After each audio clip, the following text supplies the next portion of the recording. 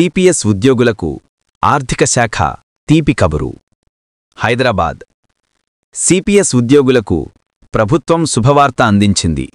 సచివాలయంలో CPS union రాష్ట్ర అధ్యక్షులు స్థితప్రజ్ఞా గారి ఆధ్వర్యంలో యూనియన్ ప్రతినిధులు చీఫ్ సెక్రటరీ రామకృష్ణారావు గారిని కలిసి డిఏ బకాయిలను ఒకేసారి విడుదల చెయ్యాలని వినతిపత్రం సమర్పించారు.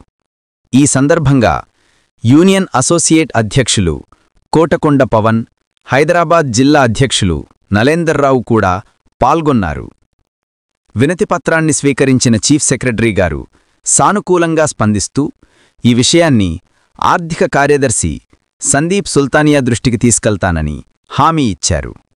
దీంతో సిపిఎస్ ఉద్యోగుల్లో ఆనందం నెలకొంది. డిఏ బకాయిల చెల్లింపుపై త్వరలోనే ప్రభుత్వం తుది నిర్ణయం తీసుకోనున్నన్న నమ్మకం వ్యక్తమవుతోంది.